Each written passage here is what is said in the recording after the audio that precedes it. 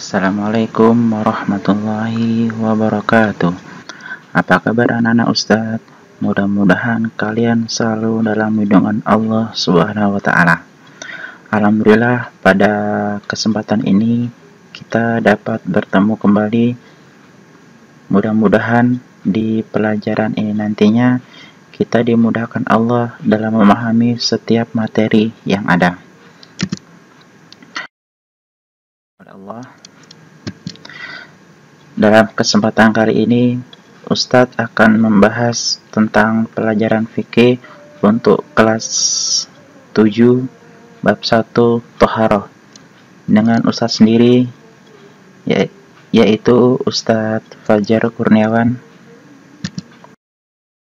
Anak Ustadz yang dirahmati oleh Allah, pada kesempatan ini kita akan membahas sedikit tentang pelajaran Thaharah. Tentunya kalian sudah pernah mendengar kata-kata Thaharah. Untuk kesempatan kali ini kita akan membahasnya lebih dalam, apa itu pengertian dari Thaharah. Thaharah secara bahasa artinya bersih atau suci. Sedangkan menurut istilah, Thaharah adalah bersuci dari hadas dan najis, sehingga seorang muslim diperbolehkan untuk melakukan ibadah seperti sholat, membaca Quran, dan lain sebagainya.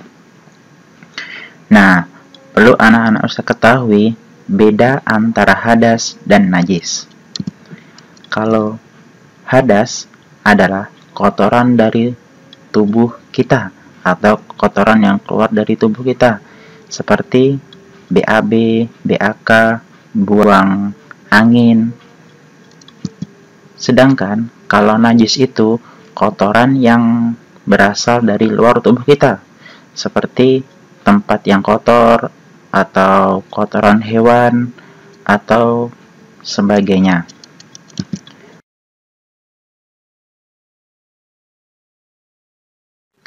Selanjutnya yaitu alat yang dapat kita gunakan untuk bersuci. Nah, ternyata ketika dalam bersuci tidak sembarang, tidak semua jenis barang, tidak semua jenis alat bisa kita gunakan. Ada beberapa alat yang bisa kita gunakan. Yang pertama adalah air, yaitu air suci. Tentunya air yang tidak berubah warna dan rasa, seperti air kopi itu tidak boleh karena rasa dan warnanya berubah. Dan air laut juga tidak boleh untuk suci. Karena apa? Itu ada rasa asinnya. Yang kedua itu debu. Nah, tentu kan sudah tahu apa itu debu ya. Kemudian yang ketiga, benda yang kesat seperti batu, kayu, kertas, daun, dan sebagainya. Selanjutnya yaitu, nah ini dia, cara bersuci dari hadas ada 3. Yang pertama yaitu dengan cara berwudu, kedua dengan tayamum, ketiga dengan cara mandi. Kemudian cara bersuci dari najis ada 3. Pertama, mensucikan badan kita. Kedua, mensucikan pakaian kita. Dan yang ketiga, mensucikan tempat kita. Tentunya tempat pakaian yang akan kita gunakan dalam beribadah harus dalam keadaan suci. Tempat juga ya tempat yang baik. Masa iya kita sholat di tempat yang kotor, ada kotoran hewan, ataupun ketika sholat ada pakaian kita, ada kotoran seperti kotoran cicak atau kotoran yang lainnya. Tentu itu tidak akan sah dan membatalkan. Selanjutnya kita akan membahas tentang pengertian hadas. Nah, tadi kan ada 2 tuh, antara hadas dan najis. Nah, yang pertama kita akan membahas tentang pengertian hadas. Nah, secara hadas secara bahasa artinya keadaan badan tidak suci. Adapun menurut istilah, hadas adalah keadaan badan tidak suci sehingga tidak sah untuk mengerjakan ibadah seperti sholat, tawaf, dan i'tikaf.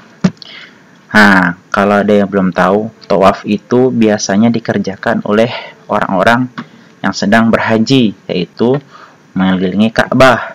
Sedangkan iktikaf itu berdiam diri di masjid yang biasa dilakukan oleh orang-orang muslim ketika 10 malam terakhir di bulan Ramadan. Nah, ternyata hadas itu ada 2 macam. Ada yang tahu? Nah, yang pertama itu ada hadas kecil dan hadas besar. Nah, selanjutnya kita akan membahas apakah itu hadas kecil dan apa itu hadas besar.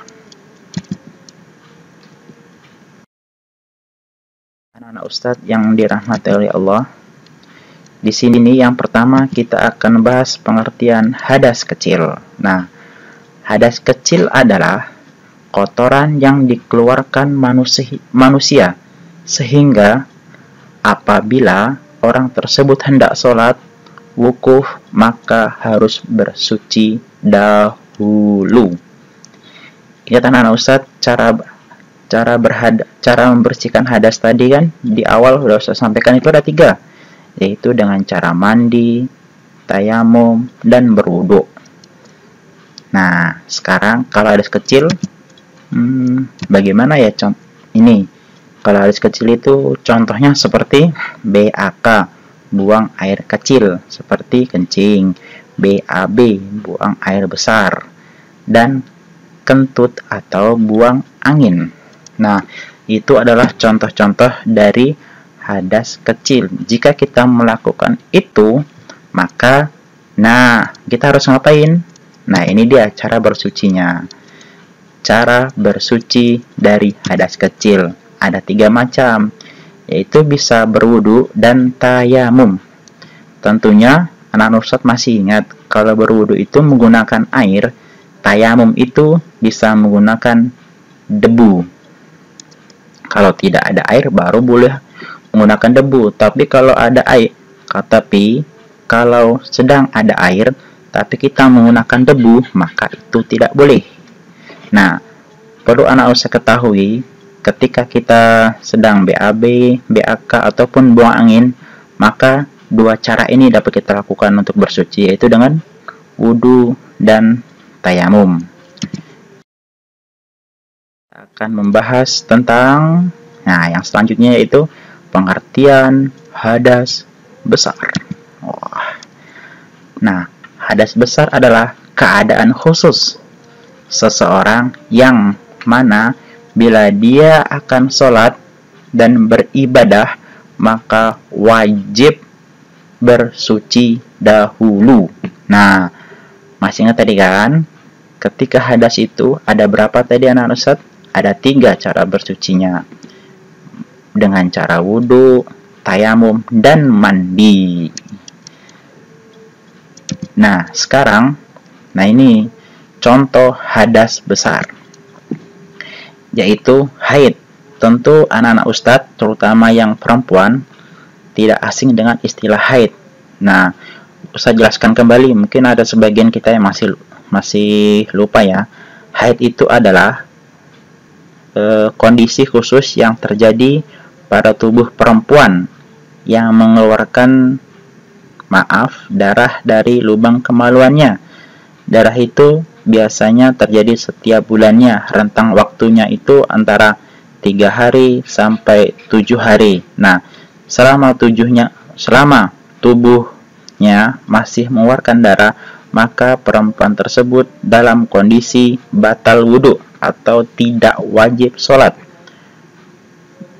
Bila sudah berhenti dari haidnya, maka perempuan tersebut harus nanti ya, cara membersihkan hadas besar itu cuma ada 1, yaitu dengan cara nanti dulu, karena ketiga-tiganya nanti sama cara membersihkannya. Yang kedua itu nifas. Nah, ada yang tahu apa itu nifas anak-anak Ustadz?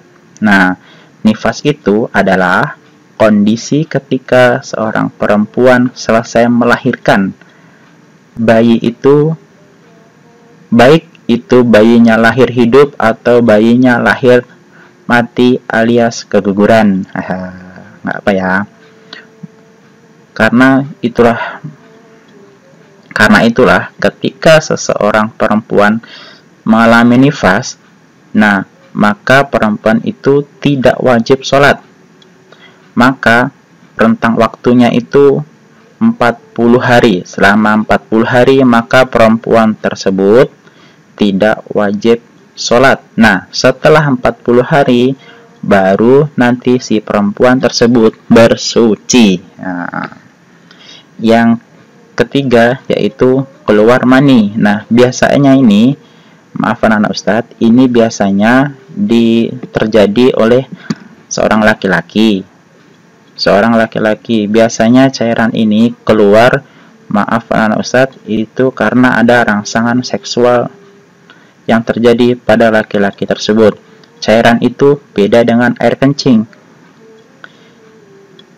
Ketika seseorang laki-laki itu tersebut keluar mani,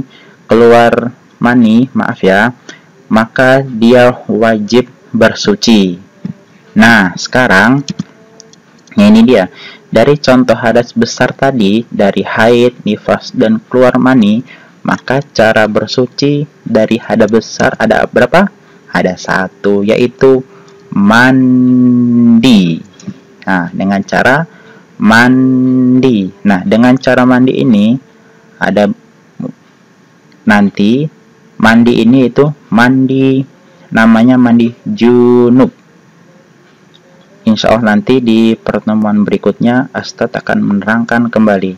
Cukup sekian ya. Assalamualaikum warahmatullahi wabarakatuh.